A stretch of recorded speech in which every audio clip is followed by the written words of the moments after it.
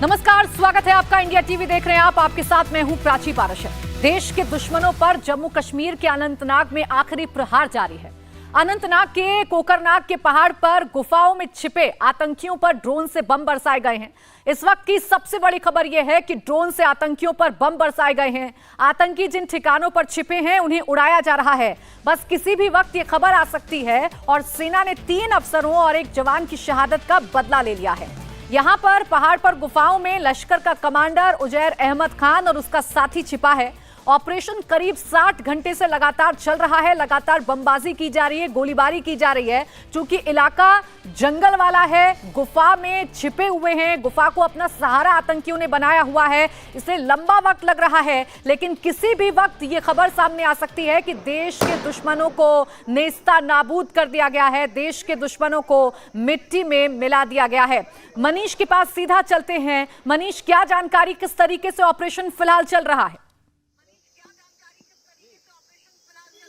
देखिए, अभी की 2 बड़ी खबरें हैं। पहली सबसे बड़ी खबर कि म्यूनिशन लॉन्चर ड्रोन के जरिए फाइनली अटैक किया गया उस एरिया में जहां पे ठीक 11 बजे कॉन्टैक्ट एस्टैब्लिश हुआ था। भारतीय सेना की 15 कोर के टॉप सोर्सेज ने हमें बताया है कि एक बार फिर से कॉर्डन को रीएडजस्ट किया गया है ताकि और कोई कोलेटरल डैमेज ना हो।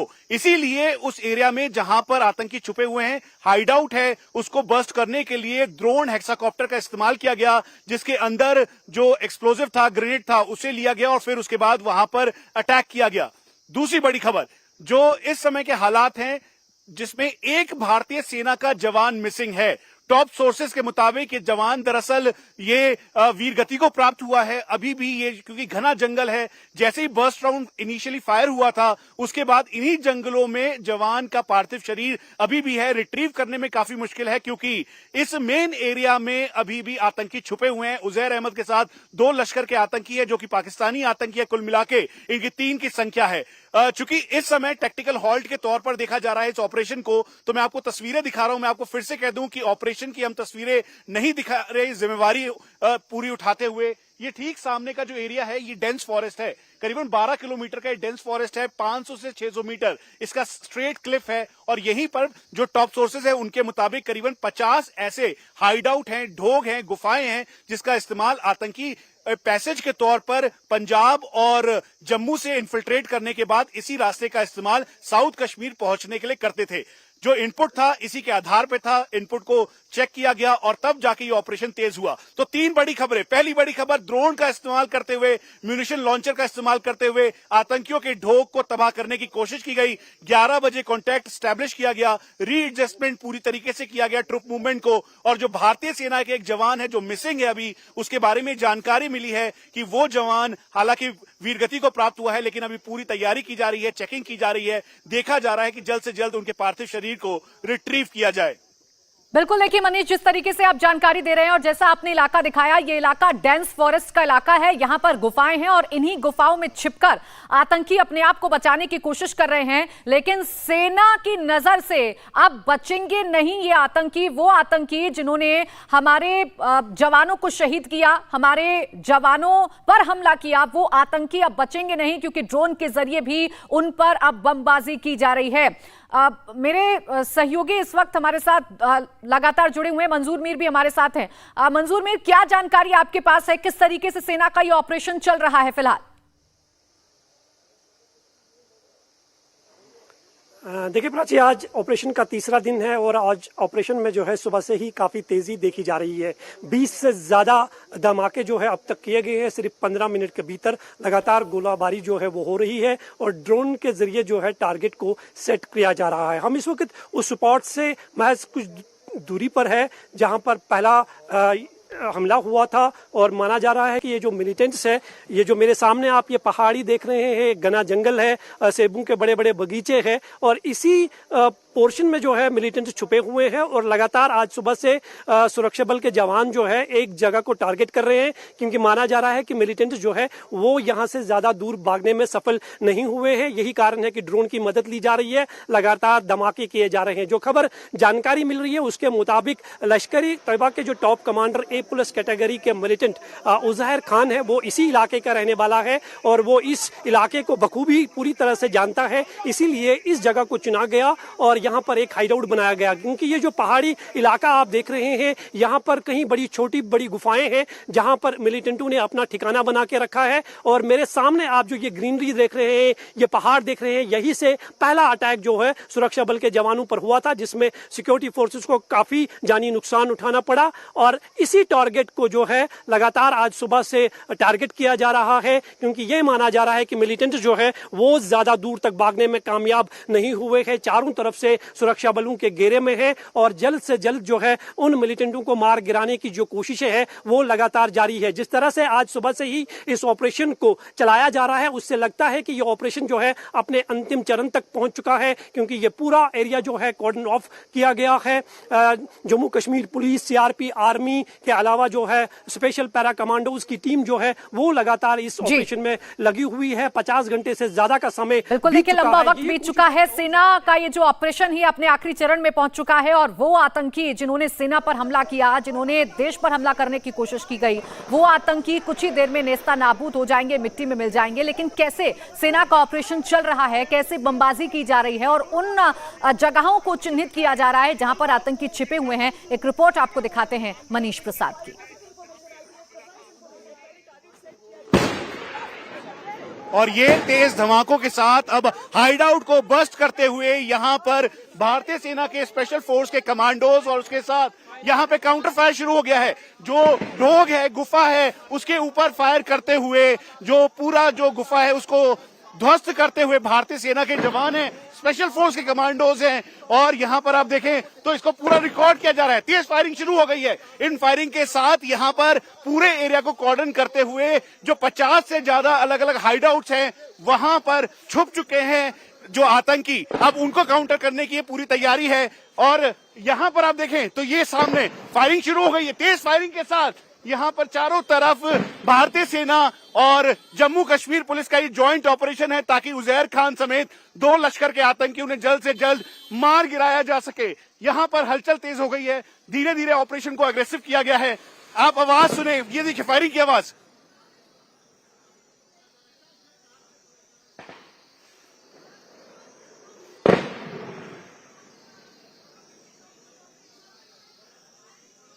और इस फायरिंग के साथ हम आपको ये भी बता दें कि यहाँ पर जो सेना के जवान हैं उन्होंने मोर्चा संभाल लिया है। ये देखें फिर से धमाकों की आवाज, फायरिंग हो रही है। लगातार फायरिंग के साथ यहाँ पर जो राउंड्स हैं उनको फायर किया जा रहा है, ताकि इन पहाड़ों के अंदर आतंकी जहां छुपे हुए हैं उनको जल्द से जल्द बस्ट आउट किया जा सके। चारों तरफ से आवाजें आ रही हैं, तेज फायरिंग हो रहा है, काउंटर फायर हो रहा है, दूसरी तरफ से भी फायर किया जा रहा है। ये सही आवाज।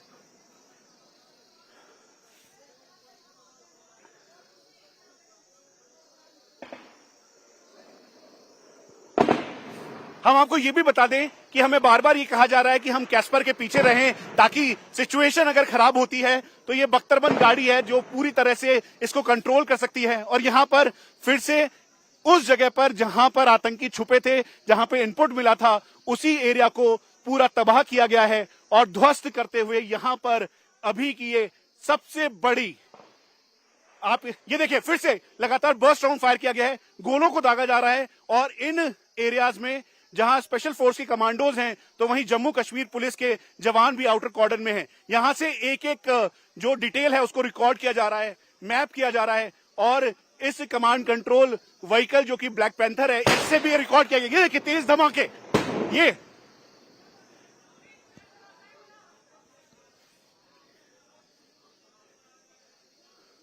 और चुनौती इस बात की थी कि आतंकियों को जल्द से जल्द बाहर निकाले और ताकि जो ये पूरी स्थिति है उसको नियंत्रित कर सके और आतंकियों का सफाया हो सके। इसीलिए अभी अग्रेसिव ऑपरेशन शुरू हो चुका है। 60 घंटे से ज्यादा का वक्त हो चुका है और अपने 3 बहादुर ऑफिसर्स के वीर गति का बदला लेने के लिए यहां पर ये अभी तक का सबसे बड़ा ऑपरेशन गाडोल जारी है, जो कि कोकरनाग में हो रहा है। और इसमें करीबन 500 से ज्यादा भारतीय सेना और जम्मू कश्मीर पुलिस के जो जवान हैं उनको तैनात किया गया है। ये देखिए धमाका, फिर से एक बार तेजी के साथ धमाका होते हुए यहाँ पर जो जवान हैं वो लगातार फायर कर रहे हैं, उन एरियाज को फायर कर रहे हैं जहां पर आतंकी छुपे हुए हैं।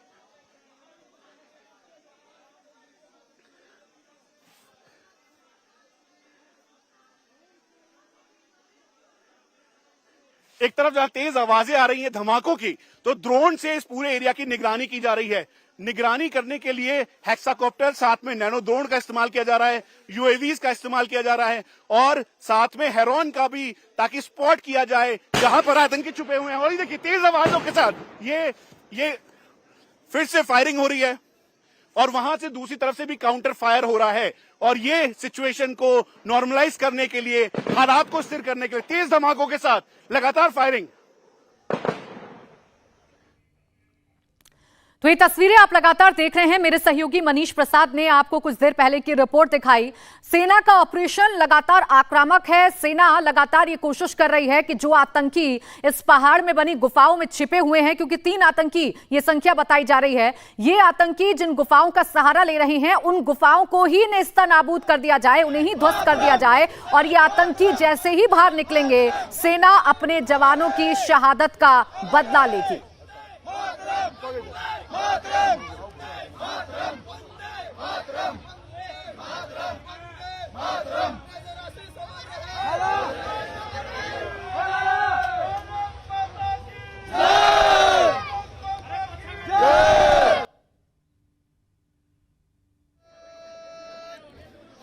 देखिए, भारत माता की जय, ये जो नारे हैं ये हमारे सेना के कॉन्फिडेंस को बूस्ट करने के लिए काफी हैं। ये नारे हैं उन जगहों से जहां के सपूतों ने सबसे बड़ा बलिदान दिया है, देश का सर्वोच्च बलिदान दिया है। मेजर आशीष धौंचक, जिनका अंतिम संस्कार पानीपत में हो रहा है, वहीं कर्नल मनप्रीत सिंह जो अपने अंतिम सफर पर निकलेंगे, उनका जो परिवार है वो फिलहाल अपने बेटे को देखकर नम आंखों से विदाई दे रहा है। एक बार फिर से हम मनीष के पास चलेंगे। कोकरनाग में लगातार ये ऑपरेशन जारी है। मनीष, इस पूरे इलाके को जरा समझाइए कि ये डेंस फॉरेस्ट है, इस इलाके को आतंकियों ने क्यों चुना? इतना लंबा वक्त बीत चुका है, आतंकी अभी तक कैसे छिपने में कामयाब हो पा रहे हैं?